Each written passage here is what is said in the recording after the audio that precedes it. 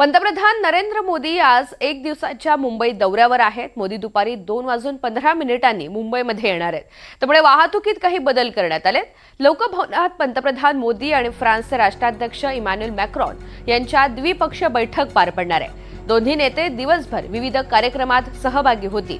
संरक्षण, तंत्रज्ञान, पायाभूत सुविधा आणि इंडो पॅसिफिक सहकार्याच्या पार्श्वभूमीवर हा दौरा महत्त्वाचा मानला जातोय. संध्याकाळी ते भारत-फ्रान्स 2026चं उद्घाटन करणार आहेत. दोन्ही देशांमधील व्यावसायिक उद्योगपती, स्टार्टअप्स, शास्त्रज्ञ यांना ते संबोधित करतील. मॅक्रॉन यांचा यंदाचा भारतामधील हा चौथा तर मुंबईतला पहिलाच दौरा आहे. संध्याकाळी 5 वाजता नरेंद्र मोदी आणि मॅक्रॉन यांची हॉटेल ताज इथे विविध कंपन्यांच्या सीईओंसोबत राऊंड टेबल चर्चा होणार आहे. त्याच पार्श्वभूमीवर मुंबईमधील वाहतुकीत काही बदल करण्यात आल्याची माहिती मुंबई पोलिसांनी दिली आहे. दरम्यान फ्रान्स प्रजासत्ताकचे राष्ट्राध्यक्ष इमॅन्युएल मॅक्रॉन यांचं मुंबईमध्ये आगमन झालेलं आहे. राज्यपाल आचार्य देवव्रत आणि मुख्यमंत्री देवेंद्र फडणवीस यांनी त्यांचं स्वागत केलं.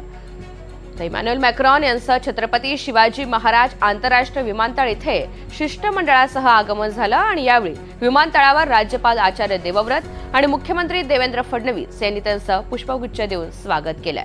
उपमुख्यमंत्री एकनाथ शिंदे आणि उपमुख्यमंत्री सुनेत्रा पवार हे देखील यावेळी उपस्थित होते.